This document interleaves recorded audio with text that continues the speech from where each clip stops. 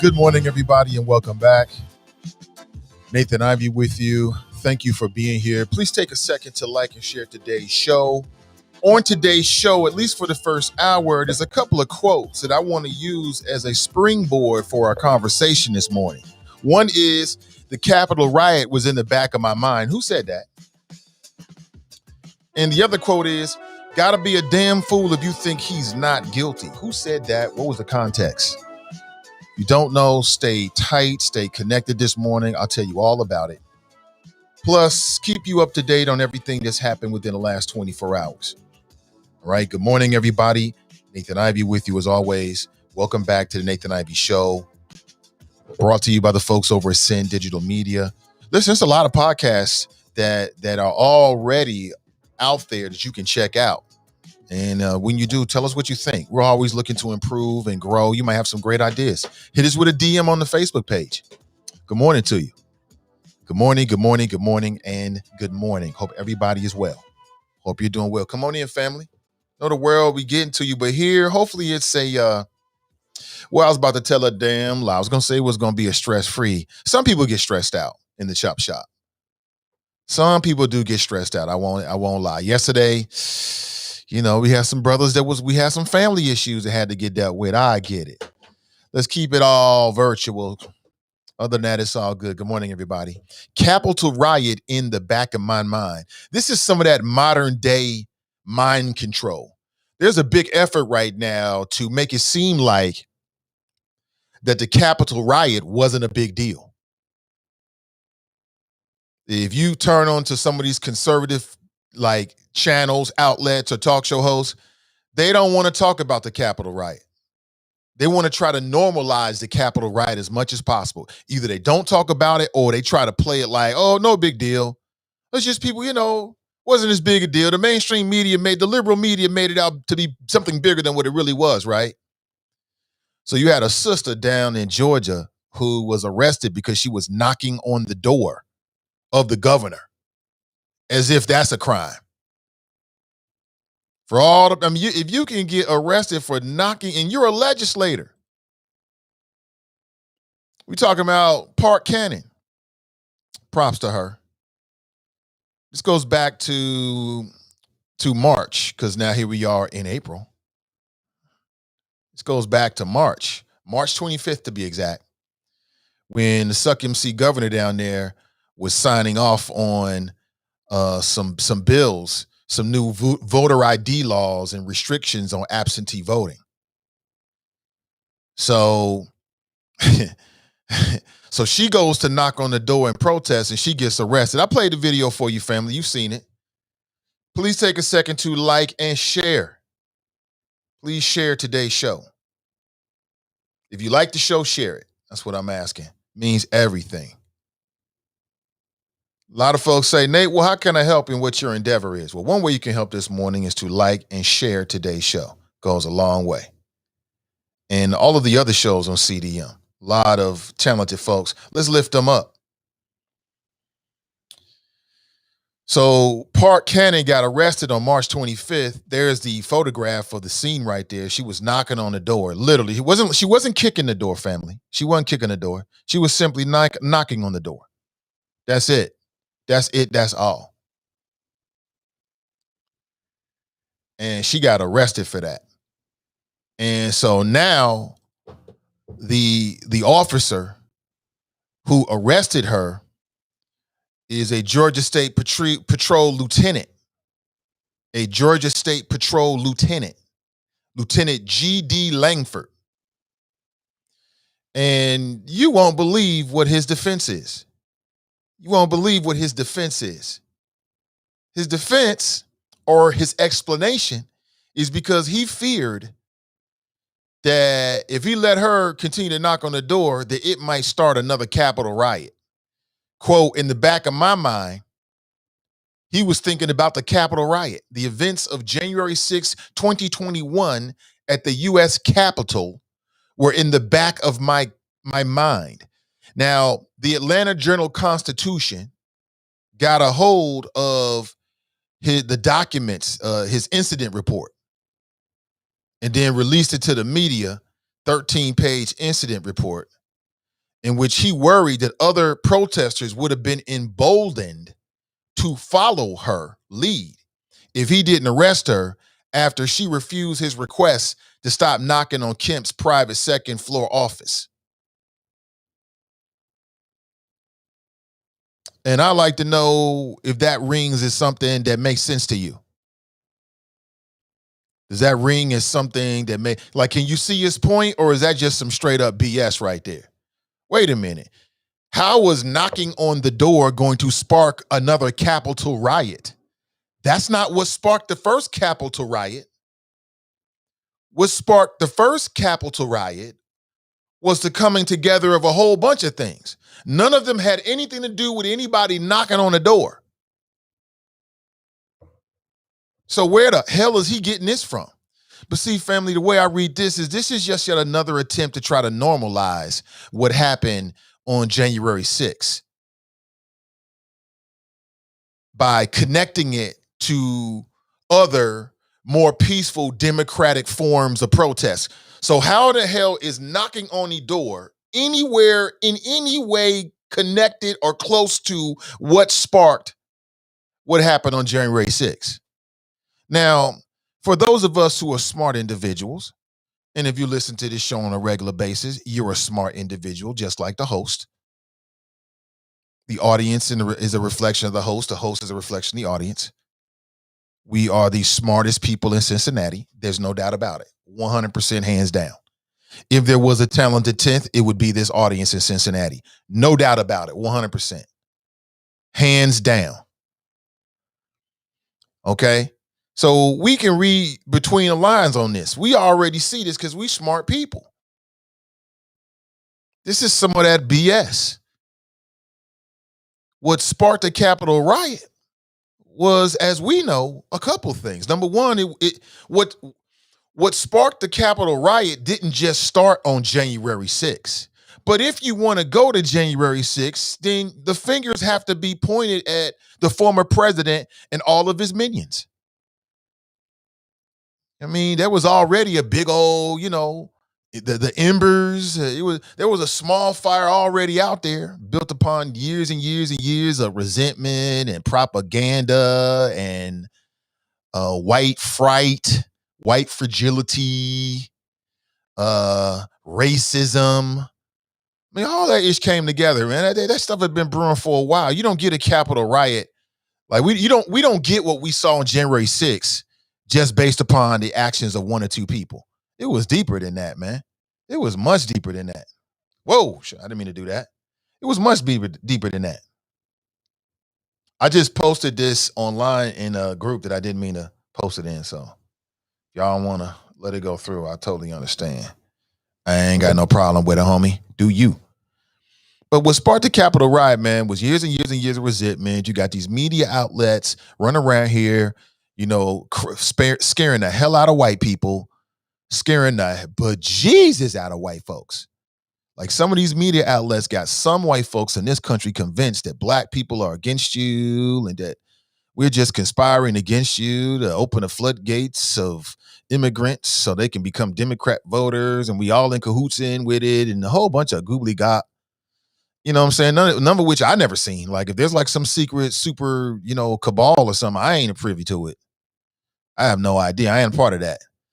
Years and years and years of resentment building up because they see their paychecks getting smaller. They see LeBron James bouncing basketballs, making $33 million a year. That's just what a Nike deal. We didn't even talk about his NBA salary. You know what I'm saying? Years and years of resentment and just scaring people, man. Just like a whole lot of scare tactics. They're trying to take your job. They're trying to take your neighborhood. You know what I'm saying? It all came together. Then Trump hit the stage. Boom. You know what he gonna do? Never met a group of people that he couldn't try to divide. That's Donald Trump. Never met a group of people that he wouldn't try to separate, divide, sick on one another and shit to instigate some stuff for his own entertainment and benefit. So it was just like perfect. And this man had the nerve to say Capitol riot in the back of my mind. Now, for me, I just think it's some straight up BS. It's almost like, oh, he's trying to be funny. That's how I take it. But I'm cynical right now. On some levels, I'm jaded. I'm cynical. That's how I feel about it. But I just want to open a conversation to ask, does he have a point? I mean, After the Capitol riot, if you work at a Capitol anywhere in the country, you should have the Capitol riot in the back of your mind, right? Let's be real here. Let's be real here. Let's be real. So, I mean, I want to hear your point on it. I want to hear your thoughts on it. 513-873-7134. Now, that's the number. That's the number. And for anybody wondering, I haven't put the cam up. I'll put up in a second. Good morning to you. Good morning, good morning, good morning, and good morning. I've been reading about this situation with J. Raj. Now, J. Raj is a black entrepreneur who owns a couple businesses, including a club downtown called Copa. Now, I was just at Copa. He allowed us to come down there and do some promotional photography for an upcoming podcast that I'm really excited to put it out there. I feel like I've been talking about it for a while. But so he's a good brother, man. He's a good brother. But I saw with some people on social media, I don't know what happened. You know, from what they're saying, apparently they went down to the spot. They went down to Copa. And here again, I'm not saying this is the gospel. Here's what's being reported. What's being reported is that J. Raj, who is a black man, singled a sister out and then asked him to leave because their tracks were showing. And I guess by tracks, they're talking about like tracks in your hair. So I'm not even sure what any of that really means. I think I got it right? And so they went on Instagram, man. They get major clicks for this. It's like the story. I went on a couple of websites, and who do I see? I see J. Raj. They didn't went to his Facebook page. It was a good hair day in one of them, bro. They had you looking good out there. You can see he was fresh from the barber, nice and clean. But they trashing his business right now. And I don't know. What's been your experience at Copa? I'm curious. 513-873. Hold on one second.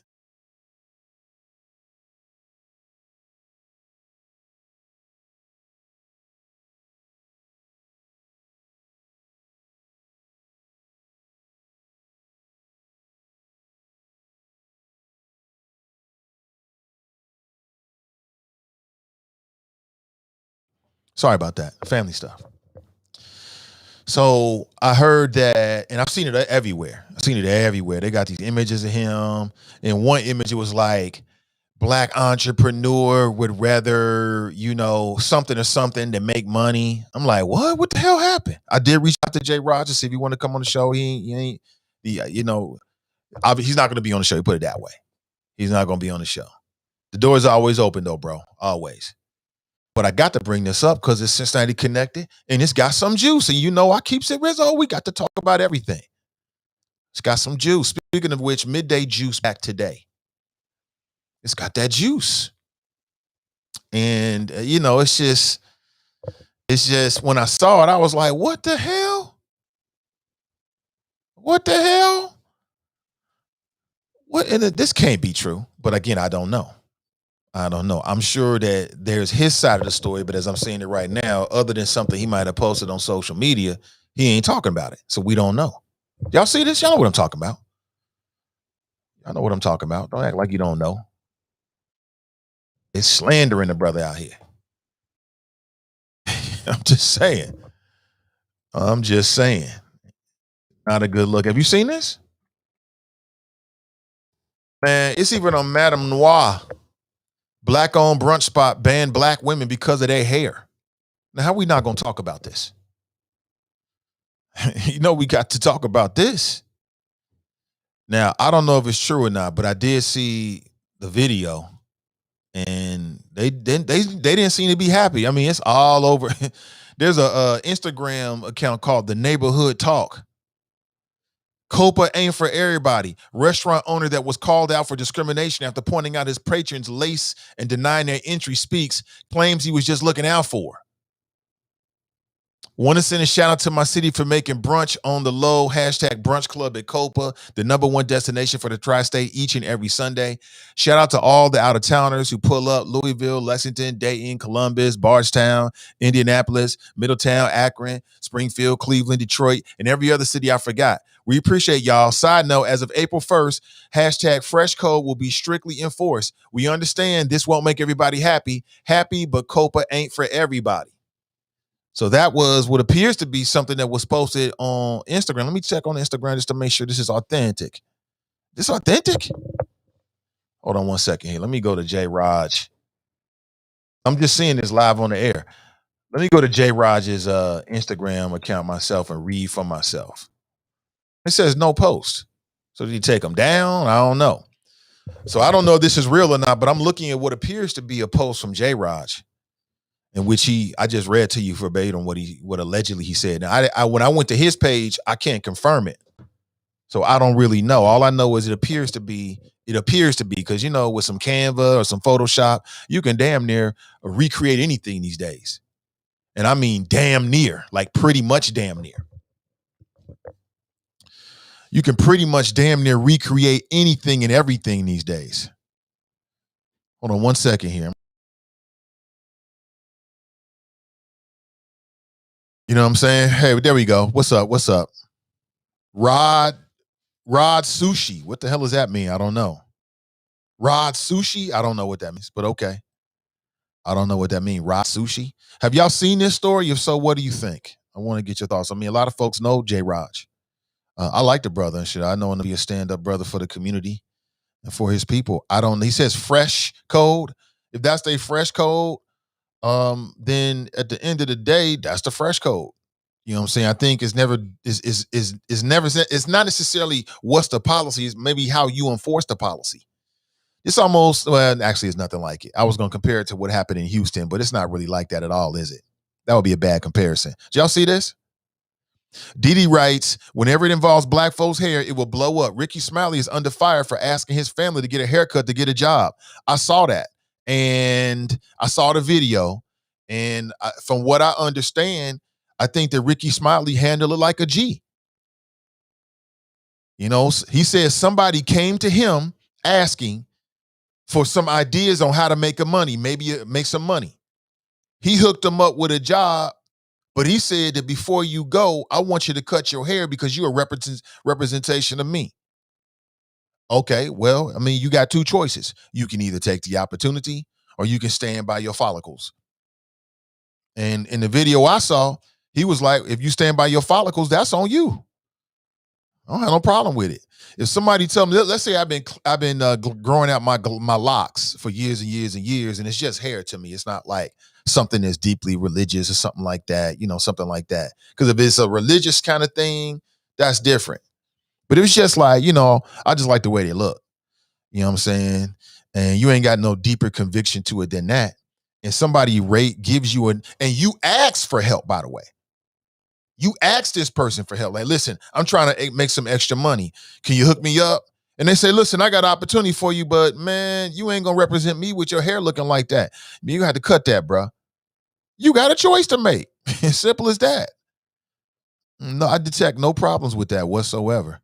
Good morning, Choppers. Glenn from Mason has blocked the Black Not Democrat Twitter account after one day of the return of the Drop Squad. Shout out to the Alt Middle and their affiliates. BND triggered. What the hell?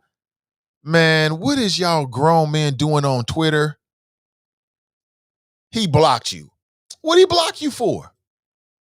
Man, we can't even have a good Thursday. I can't take y'all nowhere. Now, Glenn, I'm in the chop shop, man, where if you post a comment in there, I'm definitely going to see it, right? Because it's fewer comments. But are you telling me that's true? CG Dub writes, Nate, can you get Commissioner Alicia Reese on the show? She's following the money. I'll reach out to her. I'll reach out to her. I'll let her know. I'll let you know what she says. Yeah. You know what's funny? Because I've been thinking the same thing. I think that we got the best possible candidate with Alicia Reese as a commissioner. Doesn't mean you always going to agree on everything. I did see the press conference when they were talking about how the money is being spent with Hamilton County. I did think that if those numbers are true, I've got no reason to believe they're not, but I'll just put them that way because I haven't got a chance to see the paper myself and look through it myself. But if the number she was talking about is true, I mean, it just goes to underscore again why, seemingly it just goes to show again one of those factors in helping to create the divide between black and white in the county. So and to be honest with you, I'm like, why am I hearing this for the first time? Thank you. Appreciate it. I'm like, why am I hearing this for the first time? Why am I hearing this for the first time, right? So you're right. She is following the money, and we gotta follow the money. You're right about that. Didi writes, I agree with Ricky Smiley as well. He had the right to ask him to cut his hair, and his nephew had right to say no. Nobody is wrong, right? Like, how many times are you gonna get an opportunity to make $100,000 and all you gotta do is cut your hair? That might be cause do you understand what you could do with $100,000? I mean, let's say you don't have to pay no taxes on it. You got 100 grand. Do you know what you could do with 100 grand? I mean, do you know what you could create with 100 grand? Do you have any idea what you could create with 100 grand? I mean, oh man. Dale writes, has anybody walked out on out a club or bar because a woman's track was showing and a woman who tracks is showing money don't spend? Yeah, I don't really understand it. I don't really, if I'm a bar owner, and again, I'm not a bar owner, so maybe it's something I just don't get. But if a track is like fake hair, and then maybe the glue came out, or maybe it's been in a long time or something like that, and then it's starting to show. If that's what a track is, I don't understand what the problem is. But like I said, that's that man's business. If he got if the fresh code is, I want you to look, he on some like P. Diddy type shit where you got to look this way and it's a certain standard before you come in here. I mean, I don't have a problem with standards. And if I don't like it, then don't go. Don't go. Now, some might say, is it culturally insensitive? Is it about how you do it and not what you do? There it is. Let me go to Copa's website. Go to Copa's website because maybe the fresh code is on Copa's website and I can learn about it. Have a website. I thought they had a website for Copa. Well, let me go to OTR Live. 'Cause I know they got a website for OTR Live, right? Website here. Um, do do do do do do do do do do. I don't see it. I don't see it. I don't see it. It ain't coming up, but I want to spend a lot of time searching for it. I don't see them necessarily a website. So I don't know. Maybe they got like a new code called the Fresh Code. And the Fresh Code is there's no tracks and brothers can't wear gym shoes and you know. What's the difference between saying no tracks and no gym shoes? You know what I'm saying? Is it wrong for a business to say, I mean, what's next? Your hair has to be combed? You know what I'm saying?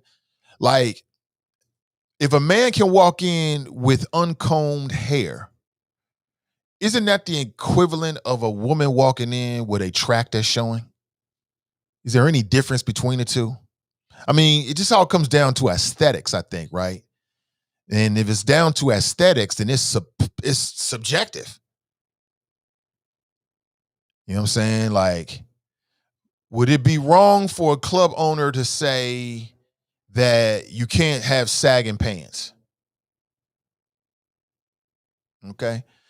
What's the next thing? So if you can't have a cheap hairdo, can you wear a cheap suit that don't really fit you right when you go to a club? Should a club owner be able to determine, like, you know what? Just look you up and down, like, that's not fitted.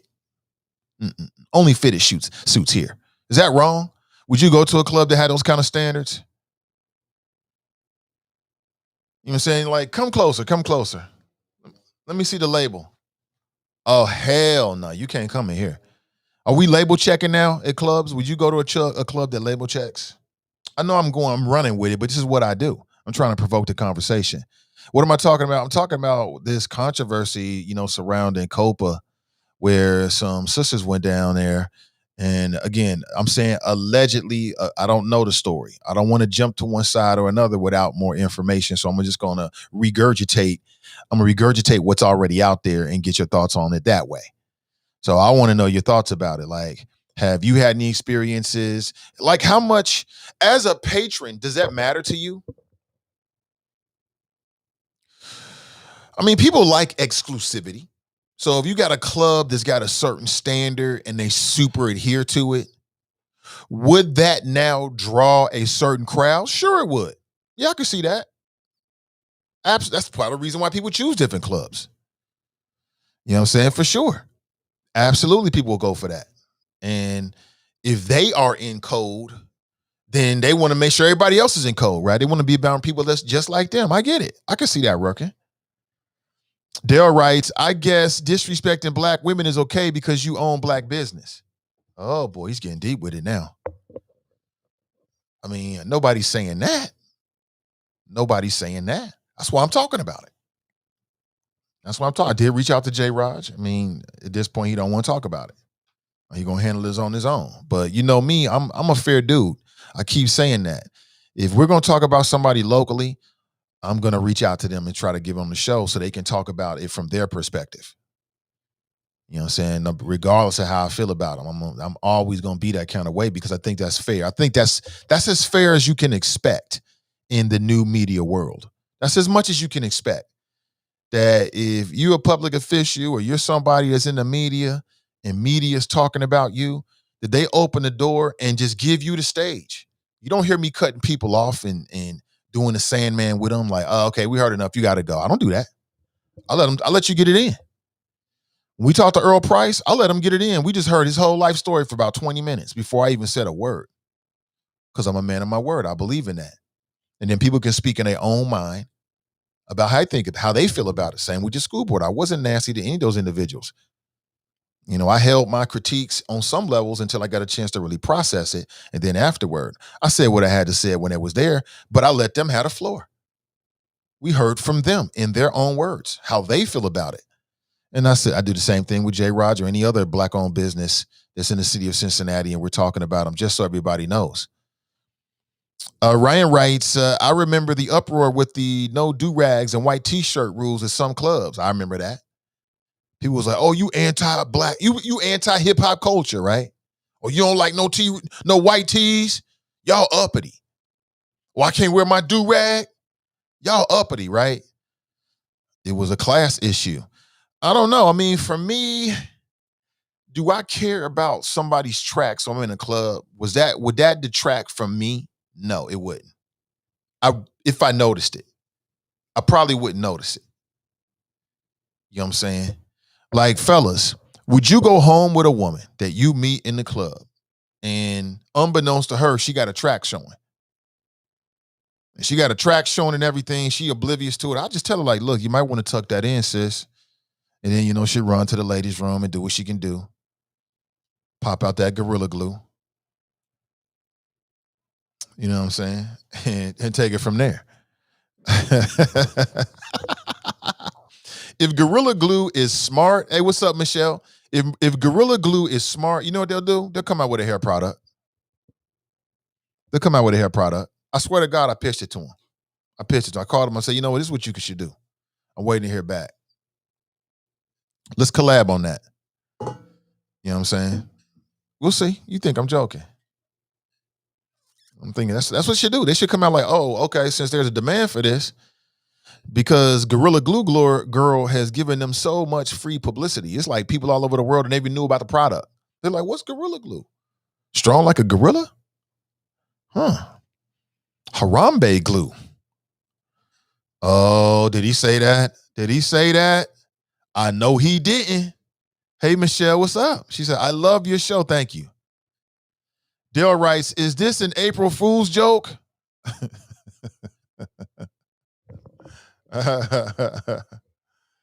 Oh, man.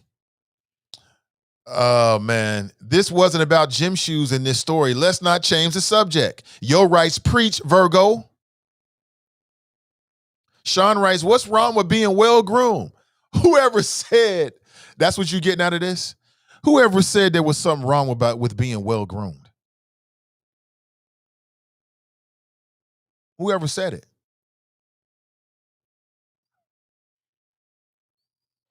Whoever said that? I mean, there's nothing wrong with being well-groomed, obviously. So let me give you a heads up, family, because there's been a slight schedule change. So I've been promoting that we were going to have Charlie Winburn on, who is going to come on and talk about the Focus 2021 series. You can go to renewcommunitychurch.org this morning and download the free ebook, a free 142-page ebook It's called the Focus 2021 series. While you're there, you can also get signed up for 30 minutes of free coaching. There's a link in today's description. It'll take you straight to the website. Well, we had previously scheduled for him to come on tomorrow, but I rescheduled it for Monday. So that'll be Monday. He'll be on with us Monday. Okay, so make sure you check that out. We want to inspire you here on the show. You know what I'm saying? I want you to live your best life by any means necessary, by any legal means necessary. Any Walnut Hills parents out there? What has been your concurrent learning experience? My daughter was doing the virtuals thing yesterday and she was having issues with it. You know, she couldn't hear, the microphone is too far away from the teacher. So it sounds like they still got some growing pains. She was frustrated. She said some of the teachers are frustrated because it's new to them. Everybody's trying to make it work. And you know what? I appreciate that. I appreciate, CPS trying to accommodate parents. I appreciate the work that the teachers and the administrators are putting into it. I know it's got to be a whole lot. I mean, I'm not inside the building. I'm not in direct contact with anybody, in per se, at Walnut Hills or any of the schools, but I can just imagine just the running around and the uncertainty and just dealing with COVID and dealing with their own families. You know what I'm saying? Just props for all of those folks for what they're doing. I appreciate and respect that work 100%. And like I told my daughter, I said, listen, we all know that there's going to be some kinks in it. I'm not surprised to hear that. I mean, we know that. They're trying to put a system together in place with not a lot of time. And they're doing it while dancing on a vaccine on one hand, right? On the other hand, you got, new variants of the COVID-19 virus. I mean, it's just it's a real test for all of us. It really is. This whole COVID thing is really a test for, and I'm going to speak about Cincinnati. This is really a test for us as a city. It's a test for us on every single level. Right. And sure, we're going to have tempers. Tempers are going to flare. You're going to have different opinions. But I'll say it again. I think and I believe that we're all on the same team as it relates to CPS. We're all on the same team, including the school board members. We're all on the same team. I really want to believe that. And so when it happened, it bothered me that it bothered her, but I wasn't surprised by it. I wasn't shaken by it. I mean, anytime you have a new system, it's going to take you're going to have some kinks that you're going to have to work out. There's no perfect science. And I hope that today is better than yesterday. And I hope that tomorrow is the best day of the week. So that's all you can really say. I mean, we are where we are. I'm a big believer in that. You know what I'm saying? We are where we are. It is what it is. 5 days a week starts Monday. And at the same time, we're going to have to learn how to do this and deal with COVID at the same time. It is what it is. So again, I want to take that opportunity just to reiterate that we're all on the same team. And, hopefully they'll figure it out sooner rather than later. That's it. That's it. Arnell writes, I think he started a fresh code because people were coming in looking any kind of way and the maturity level was starting to level down. Yeah, I mean, I'm sure he did it for a reason. And if the fresh code is this, that's what the fresh code is. You know what I'm saying? Like, if he put this new, speaking of J-Raj, we're talking about the controversy surrounding Copa, J-Raj. He's an entrepreneur, the owner of Copa Lounge. I was just there a couple of weeks ago. Ran into a couple of brothers I haven't seen in a while. It was good to see them. Shout out to DJ Pillow. And, he was nice enough to allow me and my partner to come in and shoot some promotional videos and a talent. He was a gracious host. He ain't asked nothing of it. I appreciate it. So, you know what I'm saying? I mean, to put it that way, I know J-Raj. Do I know him personally? No, not like that. Nope. But always adapt when we see one another. And I look at him as someone who is a source of inspiration and also as an entrepreneur, someone who, gives advice. So I want to make sure that's on the table so everybody sees that. At the same time, we got to talk about it. I want to talk about it real, and I want to get your thoughts about it. Do you think it's fair? Is it wrong? And does it really matter to your experience? And having standards. Everybody goes out for different things. People are into different things. There are some people that might want to go to an establishment where they feel like there's a certain standard of people in there and people are adhering to certain standards. If you're a restaurant lounge owner and you seeing like a certain element come into your place and you don't want that element, then what do? Do you just let it happen because you're a slave to the market. You got to just deal with whatever, or do you set a standard and deal with it? And if that means that with a couple of your customers or fewer customers or some customers, maybe it steps on their toes, then so be it. It is what it is. Politically Petty writes, could Herman the Jolie get in his club with his suits? I'm just saying, probably. I think so. I think Herman would be cool. Danita writes, that is what I'm getting at. Okay, it is okay if people know you. Come on, people. If this was in another city, the owner should be read for filth all in this chat. I don't think I understand. Didi writes, is it wrong for clubs to deny unattractive people or overweight people not wearing heels, etc.? They do it all of the time at the red ropes in clubs. Not that I agree, but it is done. They do it. Yeah.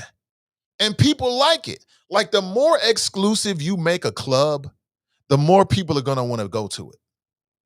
Like if somebody came up with a club concept where you had a really, really strict code, or you only allowed a certain amount of people in, or if you made it really exclusive somehow, you have people would stand outside all night long. They come back for weeks and weeks and weeks trying to get in. If you mix in some celebrities, oh hell no, man. And people be licking the asphalt on dares, you know what I'm saying, just to come inside the spot. So, it is what it is. That's how humans are. Is it wrong for clubs to deny unattractive people?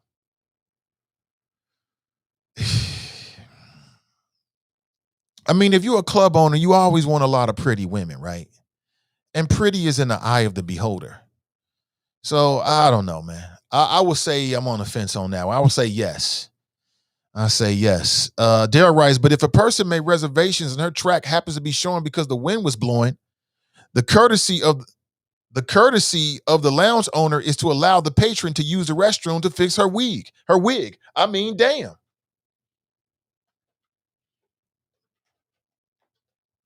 I see your point. I see your point. See, I see Daryl is irritated by this. So, Daryl, let me just put it on the table for us, bro. You ain't feeling it. You think J. Rob was wrong? Just put it on the table, man.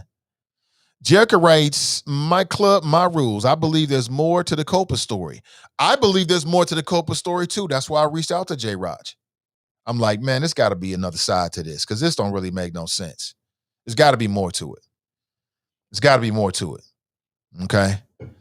He said, my club, my rules. Ballhead writes, good morning. Hey, good to see you, Ballhead. Let's go to the phones. Good morning and welcome to the show. Good morning, Mr. Nathan Ivey and the good people of Cincinnati, as well as the good people around the world.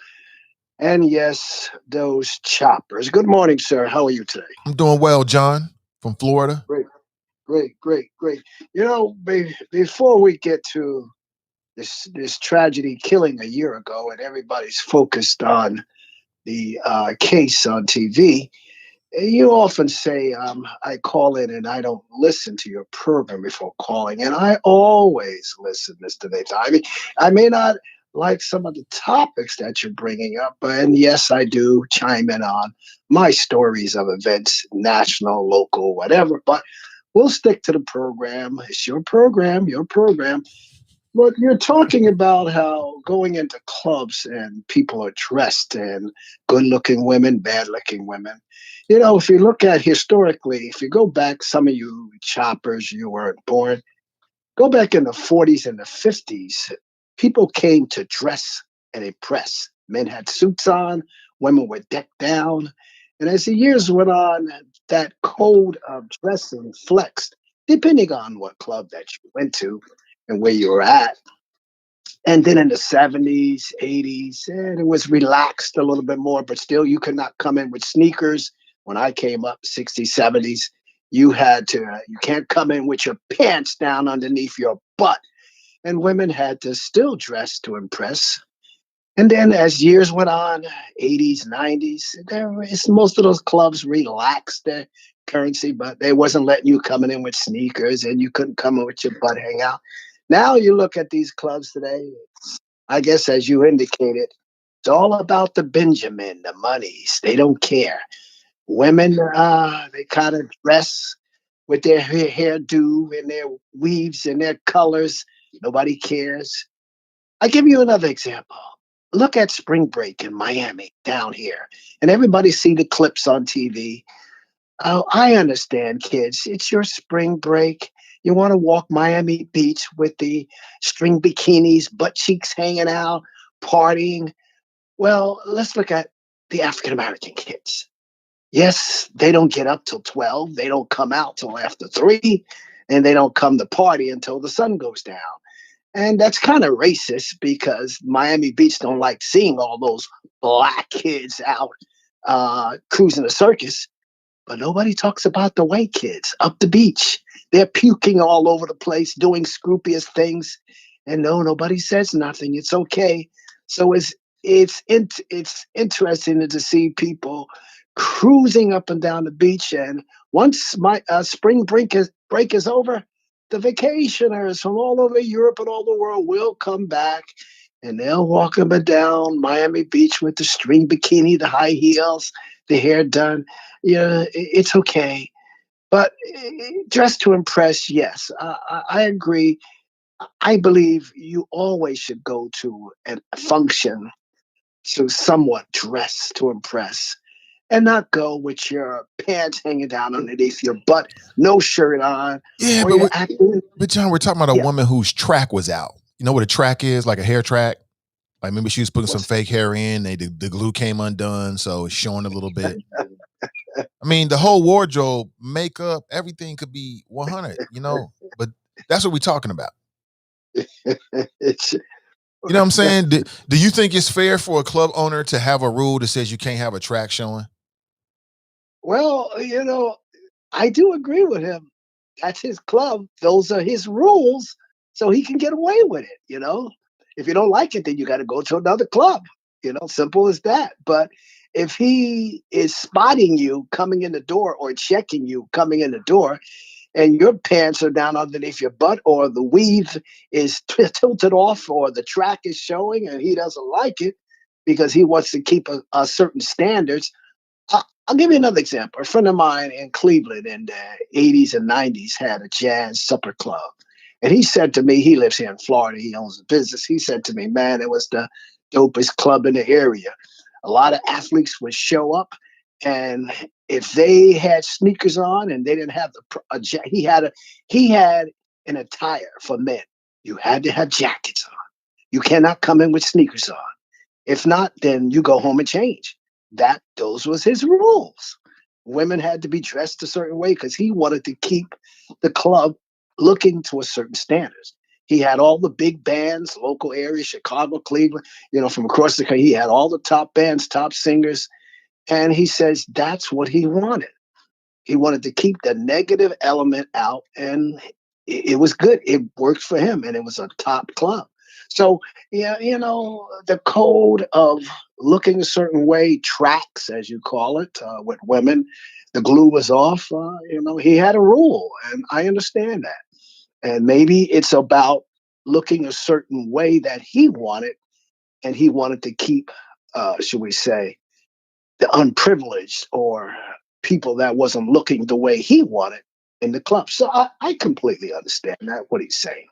Okay. And let me just and I like to hear your comments. I don't think it sounds like you started talking about it yet, but maybe we can chime in. I'm sure you watched the TV reports all day yesterday, and the brother that was sobbing and crying, Yeah, crying I did see it. on the understand. And the last couple of days, most of the witnesses were very disturbed with the way this brother died.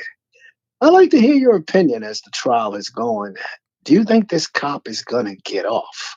That's number one. Do you think he's going to walk, or do you think with the testimony and the judge ended the proceedings a little early because one of the jurors were kind of disturbed with what she saw, and I'm sure they're going to pick it up this morning around 9 o'clock or whenever they start. So, it doesn't look good for the defense. I'm chiming in right now. It doesn't look good for the defense at this point, unless they come up with a story. But somebody pointed out to me one of those lead lawyers on the defense was the same lawyer that handled the Tayron Martin case with that Cretan. His father, powerful judge in that area, was able to get the best defense and twisted the case. And you can see the defense. with how they're twisting the case, making like Mr. Floyd should be understand, because now we know of the currency, uh, um, um, the $20 bill that the kid in the food store picked up, that it was counterfeit. Right. But that has not, the counterfeit bill has nothing to do with nothing. This case is all about the killing of Miss Floyd, Right, Mr. right, Floyd. right. Well, let me ask you a Millionaire. question. Let me ask you a Yeah. question, John. So let me hang up and then you can listen to me and I'll answer your question. Okay. Yeah, Yeah. thank you for the call. That's John checking in. But to answer your question directly, you asked me, how do I feel about it? And this is how I feel about what I saw. We're talking about the Derek Chauvin murder trial. I think that you got to be a damn fool if you think he's not guilty, which is also the words of Philando Castile's mother. Remember Philando Castile? She says that the Derek Chauvin trial is taking her back to her son's death. Derek Chauvin, the former Minneapolis police officer charged in the death of George Floyd. So I think the same way she does. You got to be a damn fool to think that he's not guilty. It's obvious that he's guilty. There's no argument against what he did. Straight up abuse of authority and power. No doubt about it. What was so emotional, I got emotional yesterday doing the show talking about this. And what was so emotional about yesterday's testimony after the show was the fact that was that testimony from the store clerk. And this all happened over $20 bills. So apparently, from the clerk's perspective, George Floyd passed a $20 fake bill, but he really didn't think that George Floyd knew about it. So he let it rock. And it was a manager who was like, well, wait a minute. Nah. Now, apparently at that particular store, there was a policy that if you allowed a counterfeit bill to come into the register, then they take that same amount out of your paycheck. That's an incentive. So they was trying to get George Floyd to come back into the store to answer to, or maybe, I don't know, give them a real $20 bill. He wouldn't do it. That's what made him call the police over a $20 fake bill. Apparently he had a partner with him who had passed a fake one, tried to pass a fake one right before him, but they didn't let him get it off. Over a $20 counterfeit bill. I mean, he asked me, what do I think is going to happen? I don't know what's going to happen, to be honest with you. If you're asking me, do I think that his goose is cooked? Nope, I don't think that. I don't think that at all. I don't think that one bit. Because anything can happen. Anything can happen. I don't care what it looks like. I've seen too many videos. They're supposed to be open and shut, slam dunk cases. Boom, they go left real quick with the jury. You never know. And all it takes is one. So I'm not prepared to tell you that I think he's going to be found guilty at all. Not by court. Man, you just had a couple of officers that were found not guilty for beating a man. So you can beat it's just like there's some juries out there, man. There's just too many people out there in America that are willing to get on juries and sympathize with police officers. It's just too many people like that. And then these lawyers, these FOP lawyers, man, y'all talk about Benjamin Crump, but what's the reverse? You got lawyers, man. That's what they do. Their speciality is getting off officers that's killed somebody in the line of duty. They know all the tricks. They know all the trends. They know all the latest precedents. They're studying all the other cases to see what other people use and what worked for them in the past. And they put all that together in these cases. And they put together, in some cases, I feel like the prosecutors are on some levels cahoots, but trying to act like they're not in cahoots. So you got all these factors, man. And one by one, we see these officers walk away. Not guilty, not guilty, not guilty, not guilty. Now, the one thing that might cook his goose, speaking of Derek Chauvin, is that he can't claim that he felt like his life was in danger. Like there's no physical reason why it took those kind of people that amount of force to subdue one man that wasn't even moving. So I don't know. Will Derek Chauvin take the stand in his defense? That would be interesting. That would be interesting. But tell me what you think. 513-873-7134. If you just tuned in, we're talking about numerous things, including the effort to normalize the Capitol riot. So part of the effort to normalize it goes like this. You got some people in the media that are trying to make it seem like it didn't really happen. It wasn't like that. The liberal media tried to make it bigger than it was. You got some people in the media trying to make it seem like nothing happened. And you got some people who are trying to normalize what happened. They want to connect that to more peaceful protest. This woman, man, Park Cannon was arrested because she was knocking on the door while the governor of Georgia was inside of that room signing off on some legislation that'll make it more difficult for black people to vote in Georgia. Everybody knows it. Let's call it what it is. And she was arrested. In the incident report that was issued by one of the arresting officials, he noted that he had the Capitol riot in the back of his mind. He said he felt like if he allowed her to keep knocking on the door, then that would only, engage other people to do more acts. And he didn't want to see another Capitol riot jump off. I'd like to know whether you think that's plausible or not this morning. Does that seem plausible to you? You tell me. Good morning. Welcome to the show. Good morning, Mr. Ivy. This is your Black Not Democrat, your West Side Connection, Drop Squad 52. How you doing, sir? I'm doing great. Well, thank you for having me. Mr. Ivy, I just would like to ask you a couple questions about this Derek Chauvin case in Minneapolis. Yeah. Do you remember the Rodney King case? I do. Because I know you're old enough. Okay. Yeah. And the reason I bring that case up because I want your opinion, because right now it's the prosecution that's presenting their case and the defense is going to be coming up next presenting their case. And I just want to kind of get you to explain to people how it's going to be police procedure on trial once the defense takes over. It's not going to be about Derek Chauvin and how he killed George Floyd with his knee on his neck. Everybody saw it. Young black people traumatized for the rest of their lives by witnessing it and just standing by and nobody helping that man. So I just want you to explain to the audience and prepare them for when the defense presents their case. It's going to switch over to police procedure and how Derek Chauvin was following police procedure and the force that he used was within department regulation and maybe his force was excessive. So if you could explain how this exact thing happened in the Rodney King case and those officers were acquitted after everyone saw how they beat the hell out of Rodney King. And one more last thing before I go is, do you think that because of the $27 million settlement that was agreed on before the trial started, and then along with them adding a third charge of third-degree murder, do you think true justice will be served if Derek Chauvin is only found guilty on one of the three charges, or do you think the people are going to want convictions on all three charges? And thank you for taking my call. I'll hang up and listen. Before you hang up, man, tell me what you did to Glenn.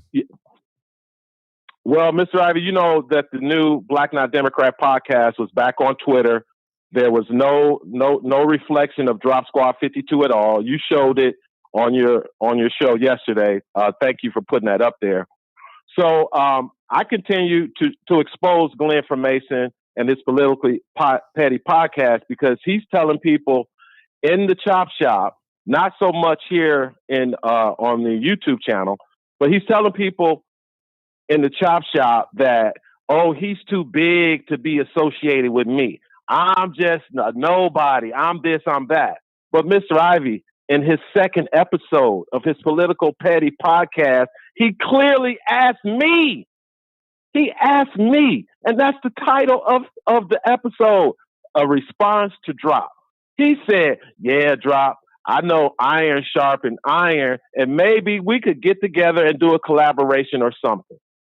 This is what the man said, but he's leading everybody to believe I can't deal with drop. So I hit him hard in Twitter, and you know how I do, and you know all the memes that I've had in the past about Glenn from Mason, the overseer Lenny, Mr. Cleophas. I think I've made over at least 7 or 8 videos and 4 or 5 memes just directly to hit Glenn from Mason. Because Mr. Ivy, we've been going at each other for almost 2 years now. You know, the black Republican, the black not Democrat versus the overseer, the Negro whisperer, the guy who tells everybody black what they're supposed to vote, how they're supposed to vote. So we've been going at it hard. So I think Mr. Ivy, he knew what my game was about on Twitter. And just after 2 days, and the queen of Cyber Wakanda, she witnessed it all yesterday. It was her tweet responding to Glenn and me that right after that, he blocked me. So again, Mr. Ivy, I'm used to it. Glenn from Mason, he could block me all he wants, but he can't block my podcast. He can't block me from the Nathan Ivy Show. So again, I'm going to continue to expose him if he continues to lie. So that's why I'm assuming that's why he blocked me, because I don't understand why, Mr. Ivy. He didn't block me when I was Drop Squad 52. Mm-hmm. And he knew it. He knows it's me. Right. So I know he's not going to explain. I know he's going to run and hide like he always does. And this is what Fame Rothstein was talking about. And this is what Brother Lawrence was talking about. How Glenn from Mason is a freaking fraud when he comes in here on your show, Mr. Ivy. So I hope that explained it. But I'm pretty sure he's going to find a way. No, he probably won't even call you today, Mr. Ivy, because he can't explain it. Because there's too many other people that are going to know exactly what I'm saying about the fake heirs, Glenn from Mason. And he's lucky I ain't in Cincinnati or wherever he at. but anyway, Mr. Ivy, that's my explanation to why he blocked me. Maybe he has another explanation, but I doubt it. All right, brother. That's all I needed, man. Y'all got right, too much going on for me, man. Thank you for the call. What have I done? You're welcome, Mr. Ivy. What have I done? I've created monsters. Jesse writes, he still heard from yesterday. Oh, my God. I don't know, man. Maybe Glenn will speak to it. He hasn't posted anything so far, so I don't get it. Maurice writes, I sat back, looked at the comments, and listened to the caller. Allow me to illuminate. Weave was worn by sister in the days of ancient Kemet, Egypt. Sagging pants came from the days of slavery and indentured servitude when my ancestors and some of y'all who are Cherokee, Hopi, and Mohawk who were forbidden to wear belts because the slave master said only masters wear belts. Damn, is that right? I didn't. That's not where I was wearing a belt, but okay. Adele writes, Glenn, get on the phone, please. Yo writes, thanks for starting this shit back up. I mean, thank you. Welcome. Hi, everybody. Hello. Say hello. Hello. I love you too, son. Is she? Cool. All right, man. Have a nice day. Gang. That's Tracy. Nathan, your face. I can't remember my face. Now, crazy ass Fame gonna call in with his gibberish. Brian writes, why do we want to encourage this high school level behavior? Y'all for real care about beef with them?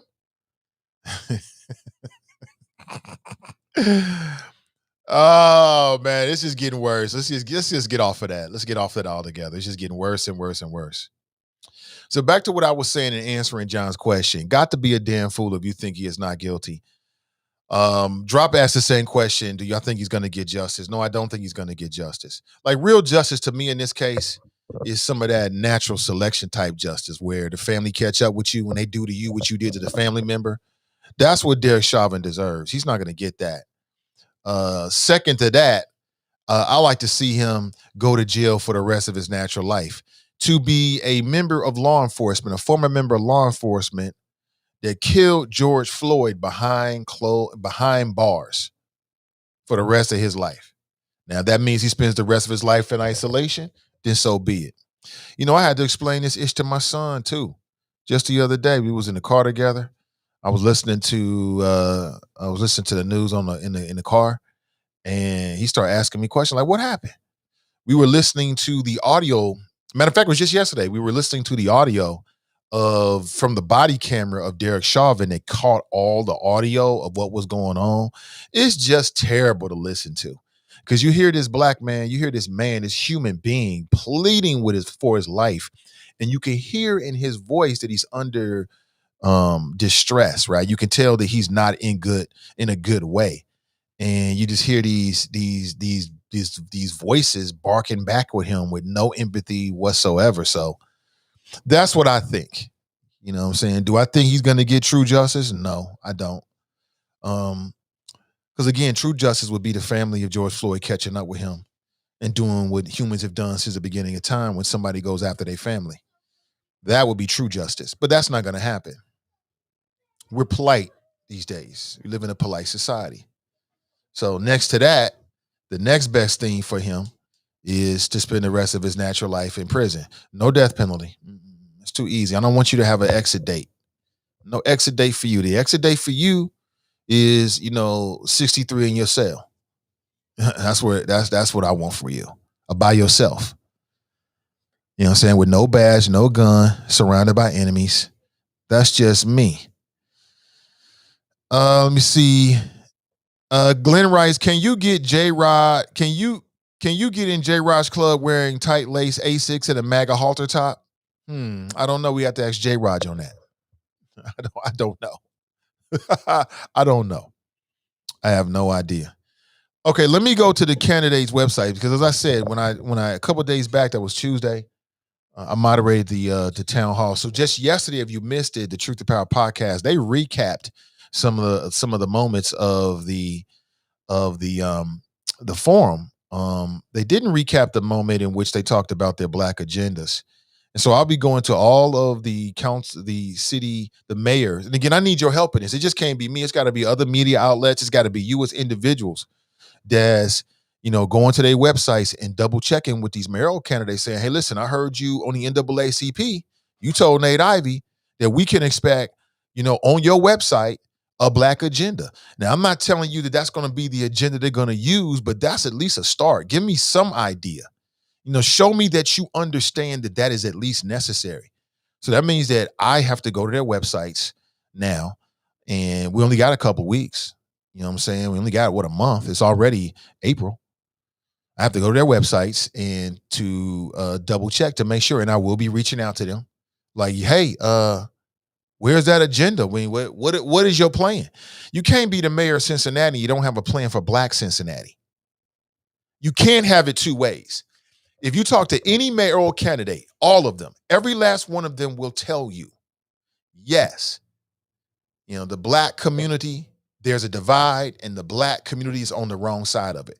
Every last one of them will tell you that the reasons behind why there are two distinct Cincinnatis, one white, one black, one more affluent, one less affluent, is because of racism on a whole lot of different levels, including systemic racism. All of them will agree with that. Well, if you agree with that, then what is your agenda for that 42% of the population from the mayoral standpoint? You've got to have something. You for me as a voter and as a black male voter, you've got to tell me something. And it's got to be more than just, I'm going to work with the African American Chamber of Commerce. That one ain't working. Everybody's going to work with the African American Chamber of Commerce. We got that. What exactly is your plan? What is your vision? And then what is your plan? What is your roadmap? What's your roadmap? As the mayor, what you're going to set the overall vision and direction for the next 4 years, right? Don't mean you're going to get everything, but you're going to set the tone. So set the tone then. It's got to be more than just telling me and telling us that I'm going to work with the African American Chamber and that you support money for the Black Lives Matter mural and lip service about how you support the collaborative. It's got to be a little deeper than that. That's the easiest thing in the world. I've heard it over and over again. Yeah, we got it, boo. John Cranley said the same thing. Said the same exact thing. They all said the same thing. So put it in writing, put it somewhere where we can go back and say, hey, listen, where's this at? Because what does most first term elected officials want? What does a first term elected official want more than anything else? A second term. Whoever gets elected mayor, they're going to want to come back. They're going to come back to us in 4 years saying, listen, vote for me again. More than likely, like we never know. Some may aspire for a higher office within that term, but generally speaking, they're going to ride that out, right? 8 years. And if you do, then you got to tell us something. Brian writes, it's shameful how Chauvin took George Floyd's life. It is shameful. It is shameful. Yo, what time frame would you consider fair for J-Rod to respond to what's going on, if any? Time frame? Well, it depends on what your plan is. So I think you should take as much time to give a thoughtful response that communicates exactly what you want to communicate. So in a situation like that, what I would suggest is that you step away from it first and you don't start just firing off anything in social media before you get a chance to really look at how it's being taken from the audience, and I mean from the public, and then really be thoughtful about what your response is going to be, because you only get one chance to respond to a situation like that. In terms of time frame, I don't really have a time frame. From what I read, it looks like he already put something out on social media. Hold on, let me put this here. I'll put this up on the screen grab real quick. Here it is. Yeah, you can check it out for yourself. Now, I don't know if this is actually J-Raj. Looks like J-Raj. Look right there. It looks like J-Raj. I don't know if this is him actually from his Instagram account. It looks like his Instagram account, but like I said, I could make this in Canva. I could recreate this in Canva or Photoshop right now. Be easy peasy. I mean, I could do it in I could do it quickly, like 15 minutes. Wouldn't take a long time at all. So somebody could have just made this and went to his actual page and kind of cut and paste. I don't know if he actually said this, but if he did, the way the message reads is essentially, we got a dress code and it's going to be enforced starting today. And I don't know. That might be a better way of approaching it. If Jay doesn't want to talk about, well, maybe I'll reach back out and offer another opportunity to come on the show for him. But it looks like he says, but Copa ain't for everybody. So, I mean, that sounds to me like a business owner saying it ain't for everybody. You might not like it. I think even as a black business owner and a black entrepreneur, you have the right to say that when you're dealing with black people. Ron J's in the house. He writes, good Thursday, Nathan and y'all. Good morning to you. Vernon is in the house, writes, okay, can somebody tell me that this story is true about that club? It appears to be true. Terrence writes, Nathan, you should go down there on Sunday and report back yourself. I should go down to Copa. Tracy writes, that's the post he put on his page. Okay. So let me go to his Facebook page. Should have did it already, right? Makes sense. Hold on, Jay. There he is. See what's on his Facebook page. Somebody writes, the saga of J-Raj in the news of social media is pretty epic, if you ask me. Unfortunately, the young woman didn't make it in the lounge for brunch. I empathize with them. However, the risk of being denied or held up at the door to a lounge is par for the course. That's the club lounge business. I've seen many men and women march off under a single cloud of rain at the door of clubs from Cincy to Miami to Vegas, Chicago, Atlanta, etc. Hell, I've been denied countless times. That's a part of it. So he's saying that's a part of it. So, I mean, it is what it is. Say what y'all want. J-Rod's Copa food definitely hit the spot. So, like I said, it's people out there saying one thing, there's other people saying something else. I see he's letting a lot of people post on his page just saying good things. So he gonna let other people speak for him. I see you, bro. March 30th. Problem with being a visionary. People can't see it until you show it to them. Good morning, hustlers. That's J-Rod. So that's hilarious. Somebody writes, I like the dress code. See y'all on Friday. So, I mean, he might have lost a couple people, but it sounds like he's still holding on to his core audience. And, It is what it is. It is what it is. Does the precinct have these same rules as far as their black patrons? Ooh, you're going to get into comparisons. Okay, so now let's flip this now. Let's be fair. Janine brings up an excellent point. Let's bring up an excellent point. If you heard that, let's say Jeff Ruby,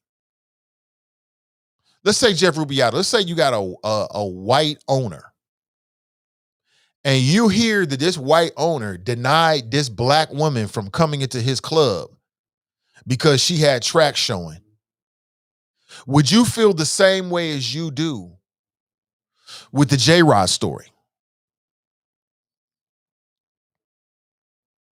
Would you feel the same way? Is it the same? You know what I'm saying? Ron writes, I'm wearing my pimp suit tomorrow. Anthony writes, not a big deal. Some clubs discriminate by age. Is that right? Most of us here probably don't want a bunch of 20-somethings in the club with us. I'm just asking a simple question. Take J. Raj out of it. It's a white owner. Two sisters come in. He's like, nah, you can't come in here with them tracks like that. Would you look at it the same way as you do because it's J. Raj who's a black owner? Your rights, yes, I would. I'm gonna be honest with you. I think a lot of people would say no. Let's be real. A lot of people right now, some of the same people right now that's like, oh, that's just his business. He can do what he want to do. If that was a white owner, you'd be calling racism. You'd be talking about we got to go down there and boycott. You'd be talking about how dare he deny black culture. Our hair is about our culture and all this other kind of stuff. I'm not my hair. You know what I'm saying? Because this is J-Rod, just like, well, it's just business. Is that some of that old plantation mentality stuff where black people are harder on black people? Because we've seen this happen before with like a nightclub lounge situation. When we was talking about that brother down in Houston, a lot of y'all was on the wrong side of that topic. You know what, brother, I'm talking about? The girl was twerking. He stopped everything and cussed him out. And I'm like, yo, you got a DJ in here. If you don't want that kind of, then why you got a DJ? If you don't want people to dance, then why is he playing D Nice? You know people have to dance to. Why are you playing Big Frida? You cannot play Big Frida, all the greatest hits, and then not expect for women to bounce it, bounce it, bounce it, bounce it, bounce it, bounce it, bounce it, bounce it. You come on now. It comes with it. And a lot of y'all was on the wrong side of telling someone he could do what he want to do. How dare they twerking? I'm like, if it was the salsa's different. The salsa's sexy. But twerking, that's ghetto. That's demeaning. You're moving your hips. What's the difference? You're moving your hips. What's the difference? Some people will look higher on salsa than they do twerking. To me, it's all dancing. I don't see no difference. Keep it real. Keep it real now. Keep it real. Keep it real. If J. Raj was white, y'all be ready to call the NAACP. Keep it real. We got a problem here. I'm just saying, I can see that all day, every day. I'm just keeping everybody 100. Quit lying to yourself. If we heard that one of these, man, we already had this conversation. We had this conversation about an establishment that decided to shut down like 2-3 years ago when the black taste and everything was going on, right? You know what I'm saying? You had the fest here. We got all upset and got all the owner something started sending me texts, caught wind of the conversation. It was a big old deal. People said they was never going to go down there again. You know, damn well it was a white-owned establishment. And they told a sister, you can't come in here because your track is showing. Everybody and they mama would be in they black feelings talking about how they don't respect us, how they trying to control us, and what about our culture. When it's a black dude, everybody think it's okay. Is that the slave mentality? Well, we deserve to be punished. They deserve to be talked like that because she should have had a track. She get them tracks together. You know me, I'm your friendly neighborhood agent provocateur. I just want to stir the pot this morning and get you thinking, get the blood flowing. What do you think? Let's go to the phones. Good morning. Welcome to the show. What's going on, Nate? Good morning, brother. Can you hear me?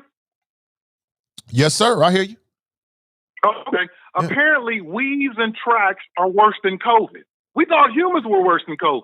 Apparently, weaves and tracks are worse than COVID now. Let me say this, man, because you use the analogy of the guy with the diner down south where people were dancing to Big Frida. Nate, you can play Luke, pop that you know what, and I still don't mean that you get up and dance upside a mirror next to the salad bar or next to a table at a restaurant. I mean, what? People have lost their couth now? Again, Sure it does. you can get your little nay off or whatever, but that don't mean, again, standing up from your seat, from your table, going up to a mirrored wall and start busting it out. So I'm still sticking to the story that the women are wrong. The brother was wrong for like cussing him out like he did, but let's remember, didn't he warn him like 2, 3, 4 times? At least 3 times. Like, hey, we don't do that here. And again, And that was his they mistake. still up there busting it out in front of a mirror. Did I miss something? Well, that was his mistake. You know, we went over this, What? Glenn. The mistake he made is not having a policy that you adhere to. And so when you don't have a What do you policy, mean a policy? You have to have a policy. You don't know you that? have to have a policy for anything and when you're dealing with the public. Yes, you do. If you're going to get so Okay, Nate, upset, so- if you're going to get to the Okay, point go ahead. where you're going to start cussing Go ahead. at your patrons and showing your emotions, you should have a policy way before you get to that so you don't get to that point. If he would have had a You know what policy I- where we tell you once, we give you a warning, and then the second time we Right. ask you to leave, he never would have Right. got to the point where he was all in his feelings and cussing and yelling. That was his fault. I can see that point, but I didn't think you need a policy to tell people when you come to a restaurant, you don't get up and start twerking against the wall. You do. I mean, really? They were you didn't playing know that from music, the jump? Glenn, they were playing music. I know that, Nate. I've been in places where they play music. Okay, I got a prime example for you. A friend of mine. This is probably about 12 years ago, maybe longer than that. He got married in Columbus. His wife from Columbus. We went up there. We went to this place. It was about 2 a.m. I wish we had something like this here in Cincinnati. It was called the Black Marble Room. I remember it like it happened yesterday. You know, black-owned club. We got in there. They got music going on and everything. At no point did I say, "Come on, babe, let's get buck off. Let's start breaking it down and busting it out." I mean, I just kind of knew that, I don't know, maybe because I'm grown, that I don't do that shit. You talked about the precinct. I can remember going to the precinct, with my dad take my mom for Mother's Day or whatever, had to wear a collared shirt. Sometimes I put on a little clip-on tie. Man, black people are happy people. We always busting a move and jumping and doing a spontaneous dance. See, now, no, we not. Yes, we do. On, now, I'm not saying that every black person twerks, but you telling me people be doing a tick and doing little moves all the time, man. You could be standing in the light, somebody drive past you with a song you like, and you might just bust a little move, man. That's just in us. Doing the take. Listen, Nate. Doing the tick or doing the snake, all 4 sides like we used to do back in the day at USA Skates or Roller World or the Spectrum or Mr. Kelly's or Brandy's. I know all that shit. But again, that don't mean I get up from my table where I'm eating with my salad fork and my spoon and my butter knife and then start busting it out upside a mirror. That's because you're not a twerker. You're not a twerker, Glenn. Of course. So that's not even in your it bag. Ain't even twerking. What she was gonna look nasty as hell. It looked like twerking to me. Damn dinner it looked like twerking to me. So twerking is not even in your wheelhouse. That's not even an option for up you. There at the dinner table. No, I'm not buying that. No, that shit. It looked ratchet as hell. See, now when black people dance is ratchet. Times. If she was doing the salsa, you wouldn't be saying that, Glenn. If I was what? I said if that same woman was doing the salsa, you wouldn't have called her ratchet. I would have said the same thing. We eating. That's the point. It's not even about the dance. It's not even about the music. We're eating. You acting like those two things don't go together. You acting like dancing and eating don't happen within the same vicinity. It happens all the time. Of course they do, Nate, but they weren't at freaking DJs. They were at a supposed fine dining restaurant. They weren't at a fine. They were at a restaurant where he was playing Big Frida. Okay, That don't mean that just because you play Big Freedia means you get up from your dinner table That's and start busting exactly it out what in it front of the means. mirror. No, Glenn, that is exactly what it means. That's exactly No, what it means. Where the hell Unless you learn that shit from? and I heard, from being an adult, being alive. That's exactly what it means. When adults go to venues where there's playing, Glenn, so what's next, Nate? So Glenn, you don't have when any decorum while adults sitting go on the to table? venues where they play dancing music, adults dance unless they're told beforehand that it's against the policy. Okay, I'll give you another example. You ever been to Jags, Nate? I don't think so. You never been to Jags out in West Southern? I know there are people in here that have No, been to Jags. I don't think so. They play live music. Really nice restaurant. You can play live music, sit at the bar, sit at the table, eat your food, and not all of a sudden get up and start busting it out because they playing Casey and the Sunshine Band. So people don't dance at this establishment? They do, Nate, but okay, they do it on the dance floor, not around tables. And that place didn't even have a dance floor. Oh, man, people dance from the table to the dance floor and then back to the table all the time, man. Why are you trying to make it seem like dancing and eating don't go together? I don't know where the hell you been at. No, they don't. I got a friend that owns I got a friend that owns a wine bar out in Westchester. They don't do that shit, Nate. It's a wine bar. It's a wine bar. Nice does he play live? Does he play Big Freedia? Does he play dance music at the wine bar, Glenn? Yeah, he played black music. He played the top whatever. Then I will guarantee you. They drank their wine, and at no point do they get up and start get buck, and start busting it out. It's levels to everything, but I doubt seriously that at this establishment you're talking about, if in fact everything is true the way you said it, that people don't get up and dance from time to time. I find that hard to believe. That's contrary to human behavior. People drinking, playing dance music, people are going to dance. It's very easy to believe. Matter of fact, you can go visit. It's called the Wise Owl. Okay? Friend of mine, we were in the Army together. Brother from Coleraine, grew up in Skyline. Yes. Matter of fact, he's the uncle of the female producer that's on with Emmanuel all the time. Yes.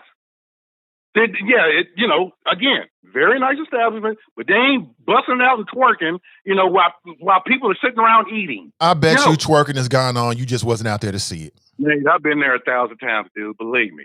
I've been there when they close it down and turn on the blackity black music. And if it wasn't twerking, it was some other dance moves. Somebody was doing some kind of dancing. Maybe it wasn't twerking. Maybe they was doing some other kind of movement.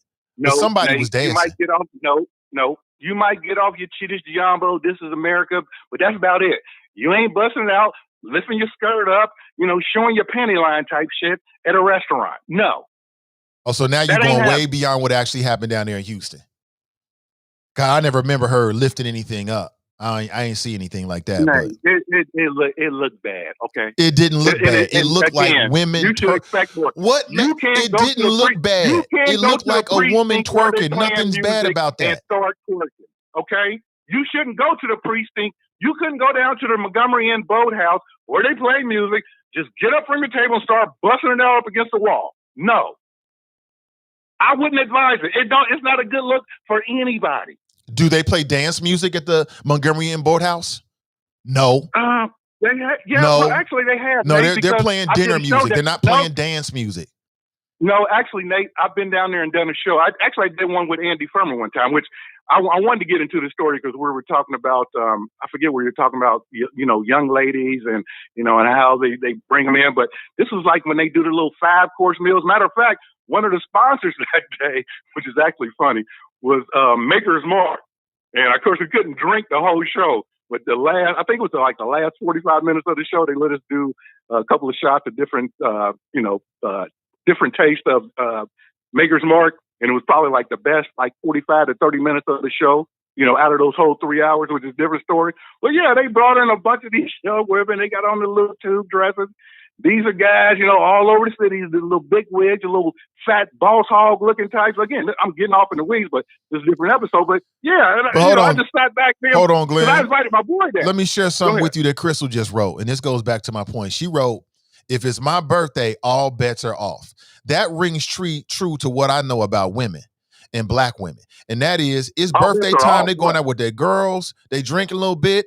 They might get up Right. and dance a little bit. They might do a little mini twerk or two. She 33 today. She 43 today. That's just human Okay. nature. That's human nature. That's why I'm saying it ain't no big deal. Human She nature to twerking. do what? Get up at a restaurant and start twerking just If because she you want I to, was she married to a 30. It's black her woman. She birthday. wouldn't It's do her that. birthday. If she No. I see it all the time. I've seen Nate, it. I was married I've to a black seen woman. women dancing in line at PF Right. Chang's. I know. I was married to I've a seen it black all. woman, and I celebrated what? 30 of her 50 birthdays. You already know then. And that once did we go to a restaurant, and we went to a lot of fine restaurants. Hell, they do the same for me. I got a home cooked meal, but I took my baby out, and not once did she get up and start busting it out. Now maybe that's just us. Maybe that's just her. Mm-hmm. And we went down to what? Baja's. We went to, like I said, I took her to the precinct. Matter of fact, very first wedding anniversary, we went to the precinct. Spent way too much money, matter of fact. We already established that twerking is not in your bag. That's not in your wheelhouse. That's not an option for you. But we talking about dancing in general. Eating. See, the difference between me and you is that Nate, you're specific to the fact that she was twerking. Like for you, and you already said it, the type of dancing that she was doing is the problem for you. See, to me, dancing is dancing. If she was twerking, if she was doing a robot, it makes no difference to me. It's all the same. No, a two-step, an OG two-step is different than twerk. Okay, no, it's not. So I completely disagree with you there. What's the difference? Pardon me, but I'm the type of dude that when you're in a restaurant, and maybe some people's parents didn't tell her that, you don't make your fork and your knife squeak on your plate. Don't make loud noises when you chew type shit, and you damn sure don't get up and start twerking around the dinner table. Maybe that's just me. Nate, but let me ask you this though, Nate. Oh, hell no. Hell no. And believe me. And let me say this real quick, because I got to get to Lil Drop, Nas X, West Coast stalker shit. Now, you've been in radio a long time, and I asked you this yesterday. Have you ever had a stalker? Not only a stalker, but a male stalker. What the? Nate, I'm actually on tweet streams like with ESPN guy personalities and, guys on Fox Sports Radio that I talk to. I had a radio opportunity with the guy that we know here in the city. And this dude enters himself into the tweet chain.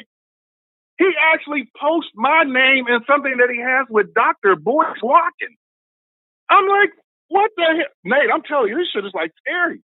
I'm like, what the hell is wrong with dude? This gotta be some West Coast gay type shit. I don't know, dude. Tell me what advice do you give me, Nate, that how do I handle it? Handle it head on? Because if you remember when I tried to debate dude and he just completely lost his mind? Yeah, y'all was both over the top that day, to be fair. Yeah, he couldn't take it. I mean, it's ironic that even yesterday, did you notice that the people that called him and backed him up were guys that already had felony records and been in jail? Oh, and by the way, since we're going to go back to this, I still stand by what I talk, and I hated the dog walk little young dude yesterday, and I get it. I was young before. I remember when I weighed 150 pounds and thought I was full of, fire and vinegar. Granted, I was in the 8 at the time, but going to jail shouldn't be like a life goal. It shouldn't be something that you should be proud of. Nate, I just celebrated my mom's birthday yesterday, and thank you for, giving my mom the birthday shout out. But if you saw that picture of me and the whole family, nieces, nephews, my sister, my mom, my kids, their kids. When you in jail, you don't get to take those pictures, dude. Your family picture's up against a brick wall with 6 numbers on your lapel. I mean, on your shirt, on your shirt pocket. That's not a life goal for me. And it's okay if you live, 20, 30, 10 minutes outside of the city, because some of us want to sit back and relax and cut our well-manicured lawn and sit back in our backyard and drink a freaking Jameson and Verner's and sit the hell back with our Bluetooth speaker and listen to the Nathan Ivey show and not have to deal with any BS. Imagine that. Imagine that. Oh, man. So let me ask you this, man. Did you, in fact, block him? Oh, man, Nate, I'm telling you, dude, it's crazy. Nate, I've been in radio a long time. I've had people call my job before. I've had people call the coroner's office before. Remember Chuck from Montgomery? He used to do stuff like that. I do remember Chuck from Montgomery. I've had people call Procter and Gamble before. Like, hey, is this guy calling, doing his work hours? That type stuff. When I was at the coroner's office, they harassed me so much at the coroner's office, Nate. There was a one time where they actually had to go back and get the phone records just to check to see if I was calling the radio station, because they were like, he's a public employee and, really? He shouldn't be calling. Damn, they went that deep with it? That deep, Nate. I'm trying to tell you. Hey, Glenn, I appreciate the call. I got to make a move, though, brother. I appreciate the call. I'll let you finish up. Hey, you have a good one, bro. I appreciate you taking my call. Yeah, most def, as always.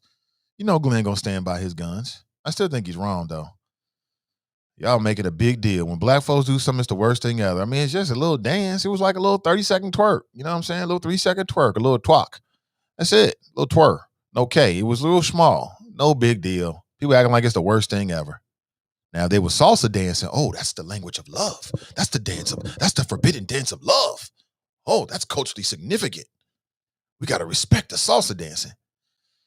I don't see the problem with it. I mean, I've been out so many places and I see his sister over here and she got a whole bunch of ones pinned to her and she dancing. I've been in food truck lines, man, and somebody drive past and people just do a little shimmy. That's just us. I have been, just out and about and people hearing music and black folks feel a little rhythm and start feeling it and that's just who we are. We go, oh, that's my song, you know what I'm saying? That's my song right there. And we do a little two-step at the light. You know what I'm saying? I've seen people dance their way into the Uber and out the Uber. I mean, that's just who people are. So people acting like, you gonna dance in a restaurant? I mean, what's the big deal? This all started because we was talking about J. Raj and Copa. I don't even know how we got to this. Maybe it was me who brought it up as a comparison. I think it was, now that I asked that question and think about it now. But I don't see the problem with it. T. Nicole Taylor writes, it all began with a lace front that almost blew away. Crystal writes, that's the reason why nobody wants to come to Cincinnati. That's not the right one. Here it is. That's why nobody comes to Cincinnati to celebrate anything. It's unfortunate. Is that true? I mean, I look at it like this. I think it's not what you do, but how it's done, because there's nothing new under the sun.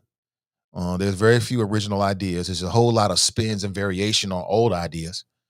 And so it's not the first time a club has said, listen, we got a code, adhere to it. Man, they got a club down there on the corner, like right around the corner of the Reds, right? I forget what it's called. It's right there on the corner of 2nd Street. And I see people lined up. The bouncers was just picking and choosing who they want the people to come in.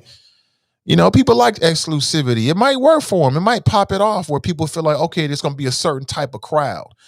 I mean, I can't say that I can get down with anybody. Like I said, I used to go, one of my favorite spots was the House of Love. I loved it, man. I loved everything about it. I used to live for the weekend. Man, so get some gear and, go find me something at the House of Love, right? But I mean, I feel comfortable like that. I mean, I'm into a lot of different things. It don't really bother me like that. Some people want a certain kind of this and a certain kind of that. Okay. You should be able to get what you want to get. I get it. But nobody answered my question. If J. Raj was white, would you feel the same way about this story? Just keep it real with me. You know me, I'm your agent provocateur. Sean writes, Nate is a country bumpkin. So now I'm a country bumpkin. We doing that, Sean? I'm gonna let you get that one in, man. Next time the fangs come out, country bumpkin my ass. You're right. I am a country bumpkin. Now, I'm not sure what that means, what your country bumpkin look like. My country bumpkin looks like superlative flows. So I don't know. He was playing booty shaking music. If you play booty shaking music, you can't be upset when people shake their booty unless you have a policy. I told you again, that dude in Houston was dead wrong. If you don't want people dancing, and it's going to get you to the point where you feel like you keep telling them, you don't keep telling no grown people nothing like that. You set a policy. The policy can be something as simple. If it was me, my policy would be one warning and then you out. Because I can imagine if you're a restaurant owner and it's busy, you ain't got no time to be playing.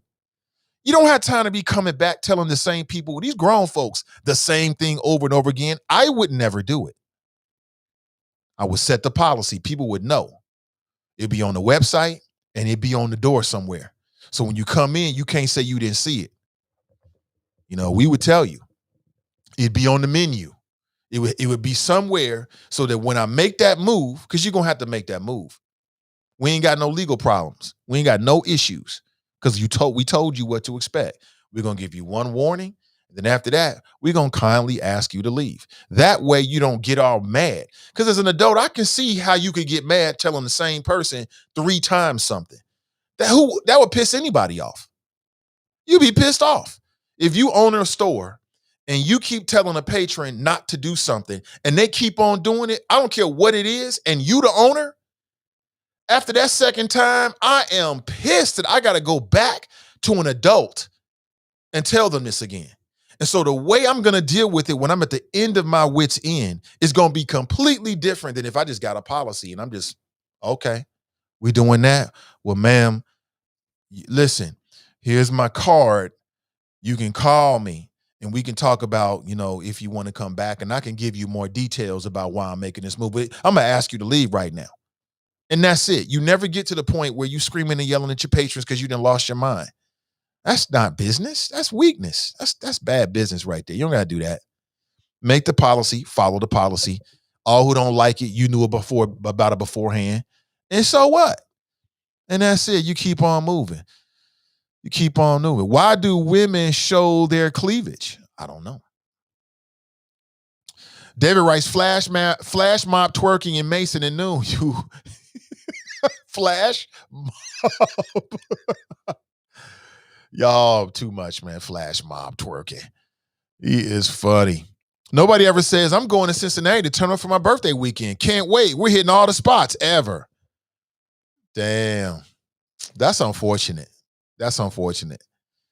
You know what I'm saying? Because Cincinnati, from a nightlife perspective, has the potential to offer a lot. Like, there's so many different elevations and neighborhoods and moods. You got the river and vibe, the river. There's so many different vibes you can have. So that's unfortunate. I'm sure somebody has said that before.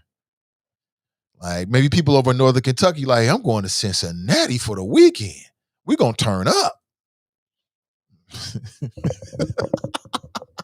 Keith writes, the women in Kurt Franklin videos are always twerking. Kurt Franklin videos?